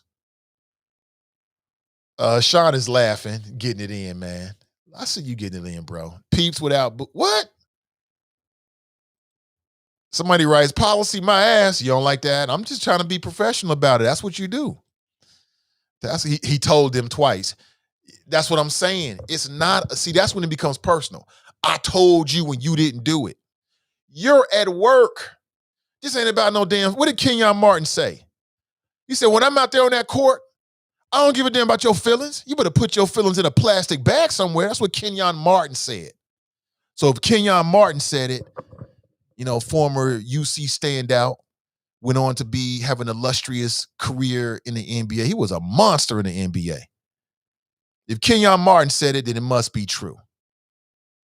You keep your feelings. This is business. They're trying to make money. They're trying to have a business. That means you have to have a certain connection with your audience, a certain connection with your patrons. You can't be disrespecting people and expecting people to come back to your business. Where they do that at? You can't do that. I mean, you can. I don't think it's wise. You can't do that. I'm not saying, you can't set the rules. Set the rules. You pay the bill, set the rules. But I mean, damn, have a standard, a professional standard. That's just me. I guess I'm old school with it. Price, to me, that would just make my life easier, right? Doesn't that what these kind of policies, this makes life easier because it's one less thing to have to worry about. I don't have to think about in every situation what I'm going to do. I already know what we're going to do because it's in the policy. So we just follow the policy. Isn't that why you set policies in employment situation, business situations, to make things easier so everybody understand? That's what I think. But, do I need to put pants required to be served on the menu? Yes, you do. Yes, you do. Brent writes, Nate, just like Cam Newton said, hindsight's 2020. Keith writes, it is said that Candace Owens twerks for the white conservative men she's a stooge for. What? Prince writes, I just called the police first and asked them to leave. I learned that from the neighborhood Arab store. Yeah, do what you got to do. Susan writes, it's passive aggressive. Give your feedback to the person it's intended for and keep it moving. And don't disrupt the entire restaurant. Negatively impact everyone else's dining experience. Thank you, Susan. Thank you. That's all I'm saying. Susan, get it? You got a problem with table B. So now you're going to disrupt the experience for all the other tables because you got a problem with the people at table B? No. You go over to table B and you deal with it at table B. And you try to, as much as possible, preserve, right, the integrity of the environment that you have created for the rest of your patrons. That just sounds like smart business to me. I've never owned a restaurant. I'm just telling you, smile. I don't know. I don't know. Prince writes, twerking is the new tango? LOL. I'm saying I don't see no difference. Crystal writes, the lies. Crystal. Sean writes, Jasmine Sullivan. Jasmine Sullivan is my favorite. She is in the fantasy file. You talk about a supreme voice. Oh, man, who got a better voice in the game right now than Jasmine Sullivan? Nobody. Nobody. All these little R&B chicks, they can't handle sis. They can't handle sis. That song Lion, Tigers, and Bears, it's only a handful of people on the planet that could sing that song the way she did. And I'm talking about like on one hand. And I don't even know who the other people are. Quite honestly, I just see her and nobody else. I'm a fan. Let's see. Head to the locker and wait for the Lincoln Ware show. Fines by the commish are to be announced. Is that right? Is that what y'all doing? Daryl writes, yes, you, Nate. Cincinnati Bengals disrespect their customers all the time and they keep coming back. Do they? How do they do that? Really? Y'all silly, man. Y'all going to a whole different place. You can't render a judgment about a woman's hair and then be silent about men sagging their pants. I would agree with you on that. Her. No. No. Fantasia. I can't say that I don't hear Fantasia being able to do it. But her voice her voice is different than Jasmine's. I'm just telling you, it's a whole different things. Kiki Wyatt is you losing it? Kiki Wyatt in no bat in what industry? What the hell? Didn't you say she's back from a call? Man, you missed. I don't know what you missed, Anita. I have no idea. I have no idea, man. I have no idea. Oh my gosh. I don't know. Nah, Kiki Wyatt. What in the hell? I must be like in an alternate universe or something right now. Where they do that at? I want to know how many of my audience is getting ready for opening day. Are you looking forward to opening day? I'd like to get your thoughts. Are you looking forward to opening day? Are you planning to attend? I think they're going to open it up for some folks. I'm just curious. I'm always curious as to how much of my audience is into local baseball. I know Fame is. Fame's a diehard. I get it. But I'm curious about you. That's like a big festivity in the city of Cincinnati. They're saying we might have some snow flurries for opening day. Really? Word? Yeah, we do this from time to time. Good morning to you. Tracy writes, Nathan doesn't know music. No, you don't know music. You don't know Jasmine. You don't know jazz. Talking about Kiki Wyatt's voice is way better. What? Y'all tripping. Y'all don't know Jasmine Sullivan. Kiki Wyatt's voice is way better. Are y'all losing it? What song? Man, hell no. Hell no. Y'all is tripping. Ron writes, go Blue Jays. Okay, we got some baseball fans in the house. Okay. Y'all is tripping. Y'all need to stop. Opening day, hell nah. To the nah. Hell to the nah. Oh, man, that is too much fun, man. The weather, y'all tripping, the weather girls. Y'all tripping. Oh, man. Well, I'm not a big fan of Harriet Tubman being on the $2 bill. I've said it many times before. To me, it's a complete contradiction. And to me, I look at it as a slap in the face for everything the woman stood for. I know there's a lot of people that want to recognize Harriet Tubman, and she should be recognized. What I say is we take Andrew Jackson not off of the $20 bill, but off of Mount Rushmore, and we replace him with the image of um, Harriet Tubman. I also move that we sandblast the likeness of Harriet Tubman right next to the likeness of, well, I won't say that. So I say we put her on Mount Rushmore. If we want to commemorate her, we have more federal buildings and roads and bridges and things named after Harriet Tubman.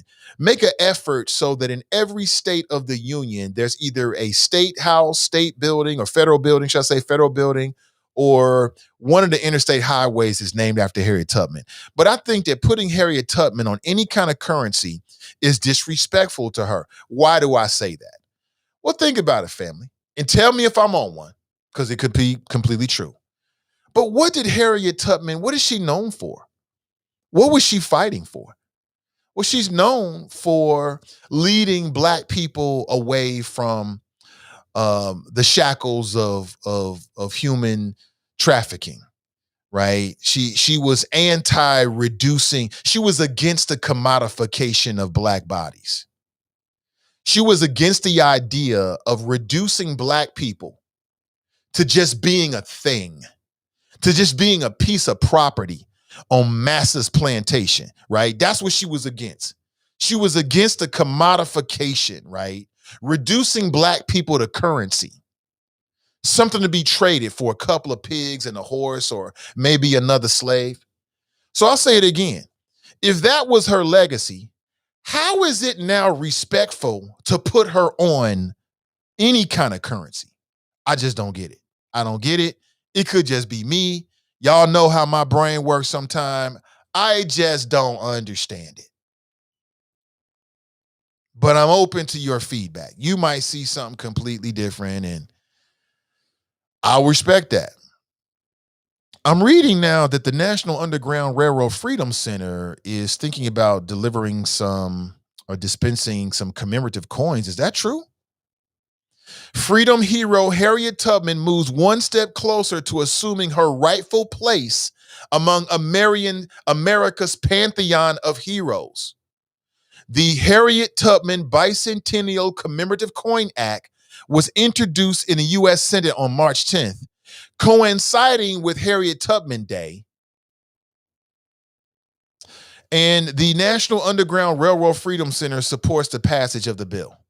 If passed, the Freedom Center will be a recipient of the surcharges raised by the sale of the coins for the purpose of accomplishing and advancing its mission, which overall, as I understand it, I support what they're trying to do with the National Underground Railroad Freedom Center.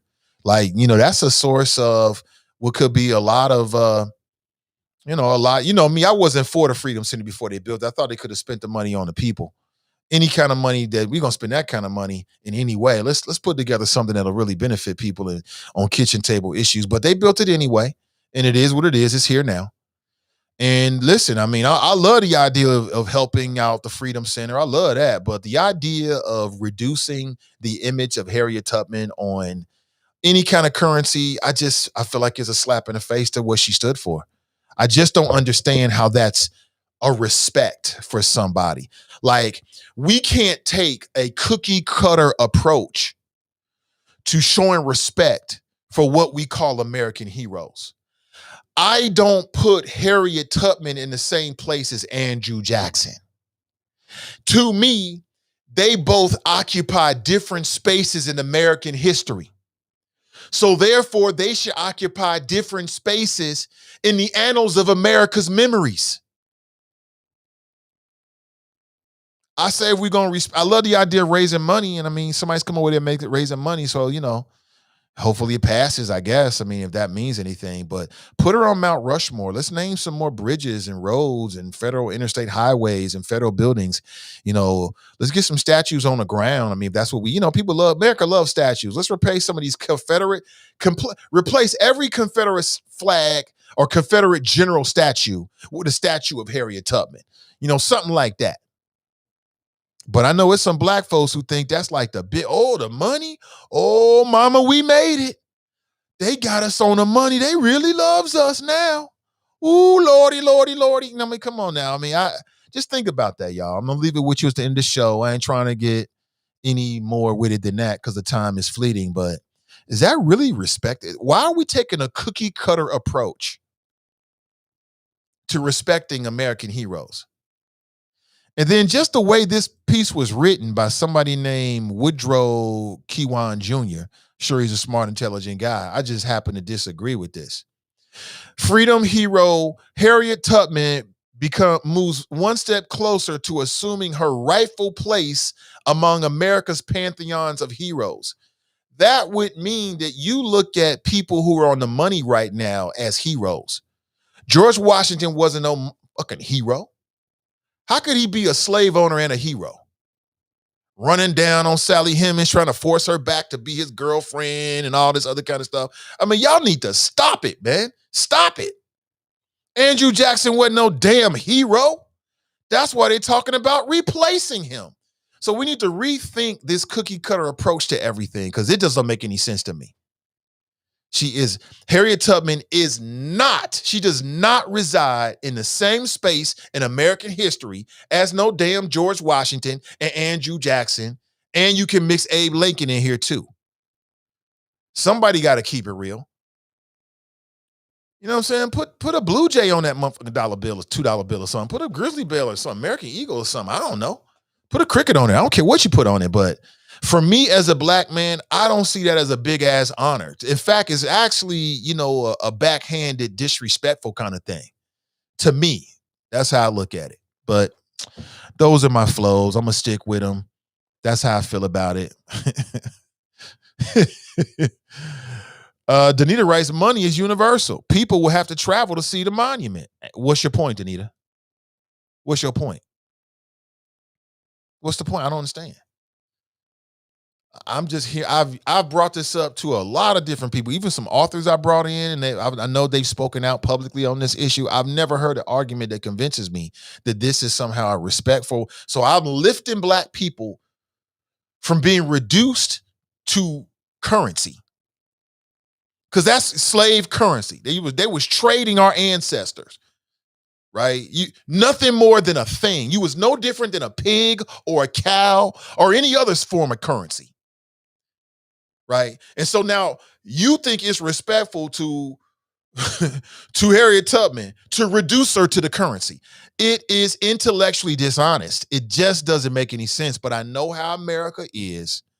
We just kind of go with the flow and how we feel, and we don't really think too deeply about it. I get it. I don't want to wake you up from your slumber. I don't want to do that. I don't want to unplug you from the matrix and make you think of things a little differently because that doesn't make any sense. It doesn't make any sense. I know it's unpopular. I know I'm an island out there, man all alone. I know most people in the audience is like, that man, what's bigger than being on the money? A whole lot. There's a whole lot bigger than that.